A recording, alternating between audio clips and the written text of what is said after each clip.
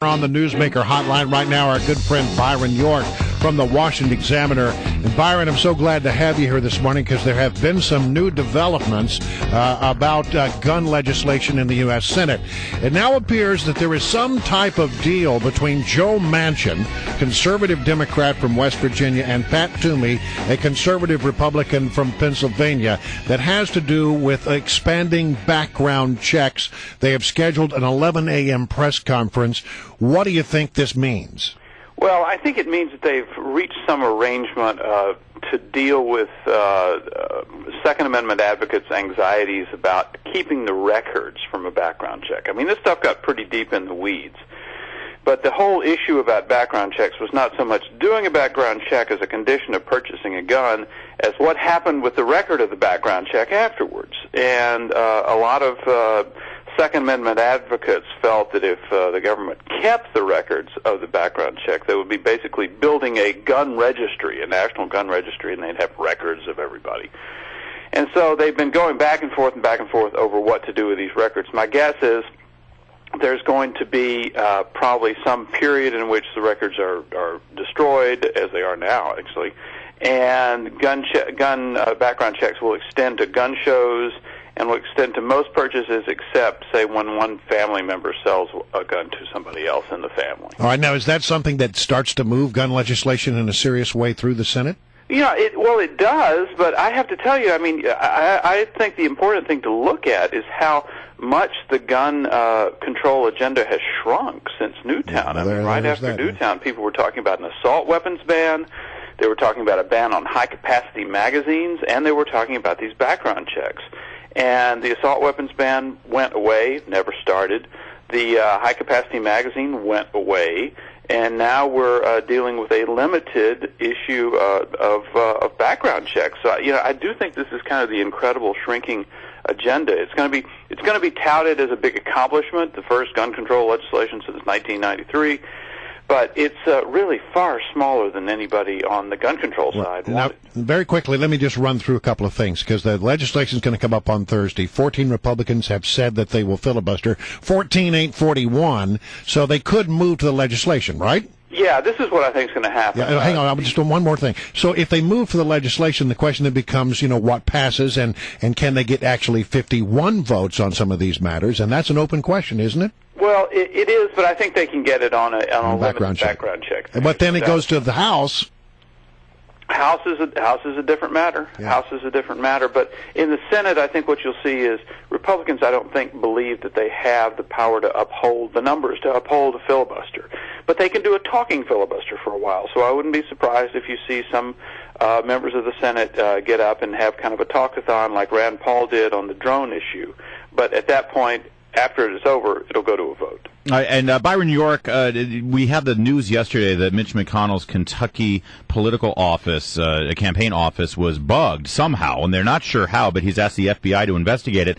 Are you sort of surprised, though, that, all these Washington, D.C. journalists who were raised knowing that Woodward and Bernstein were sort of the founding fathers of modern American journalism, I mean, this whiffs of the Watergate scandal, and yet their main concern seems to be Mitch McConnell and his campaign operatives saying mean things about Ashley Judd. Why aren't they worried about the bugging? Well, I tell you, first of all, the substance of what was on the conversation is just a big nothing burger. I mean, can you imagine this? Mitch McConnell's campaign people read Ashley Judd's autobiography. I mean, that's the kind of, you listen and wanted to use it against her in the campaign. They're talking about her having been depressed sometime, and you thought, man, that's terrible. They broke into her doctor's office and stole her records. Well, no, they read her autobiography. So if that's what Oppo research is, then anybody can do it. The question of who taped this is still open to me. I mean, we don't know. McConnell's people say there were just very trusted campaign advisors in the room. The door was closed, and they believe somebody planted a listening device. We just don't know about that right now. And as far as as Watergate is concerned, if it was a political enemy, then you've got a Watergate situation.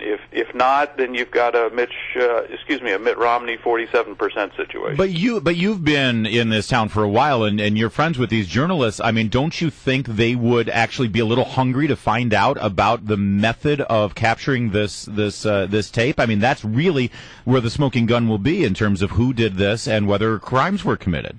Well, I absolutely agree with you on that, but I think you have to take into account the idea of bias. No. And the target here, I'm sorry to bring that up, the target here is Mitch McConnell, not a popular guy among some of the left-leaning press.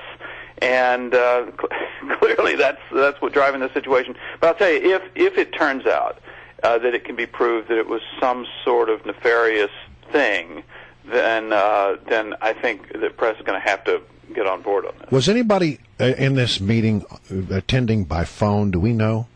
That's a great question. I don't know, and see, we don't know. At least no one's told us what the method of recording was. Was there a recording device literally? Well, David Korn has gone on record. Well, his institute, the Mother Jones, has gone on record as saying it wasn't a Watergate-style recording device, as far as we know. Well, but that doesn't tell you anything. I mean, I know that's what they said, but it doesn't tell you anything about whether it was deliberately recorded, whether it was recorded by a participant who has turned against Mitch McConnell, whether it was recorded by somebody who came in and brought potato chips. I mean, we just don't know, and it was a fairly extensive meeting.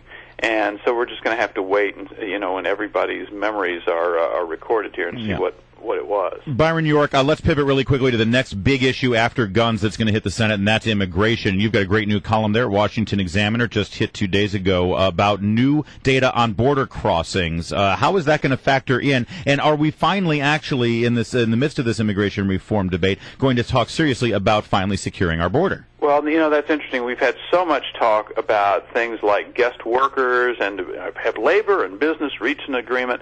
Well, I tell you, border security is going to be the big issue when immigration reform is finally considered. And what we did find the other day is that the Border Patrol have been using a new radar system. It's based on a drone, and it was actually developed to find Taliban fighters in Afghanistan. They flew it over part of the Arizona-Mexico border, and what they discovered was that the Border Patrol was capturing less than half, fewer than half, of the people who crossed the border illegally. And this is at a time when Janet Napolitano, Secretary of Homeland Security, has said the border is more secure than ever. And I think this has actually caused some Republicans in the House and Senate, Mike McCall, who's the chairman of the Homeland Security Committee in the Senate, in the House, and John Cornyn in the Senate, to actually introduce a new bill yesterday to try to force Homeland Security to come up with a way to measure border security, because they've resisted that, dragging their feet for years.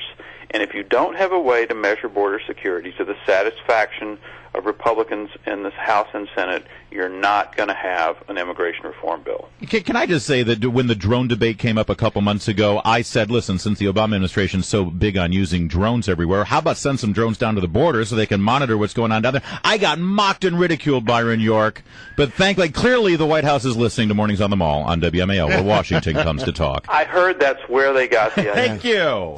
Everyone beats a path to our door. Byron York, always a pleasure, my friend. Thanks for coming on. Thank you, guys.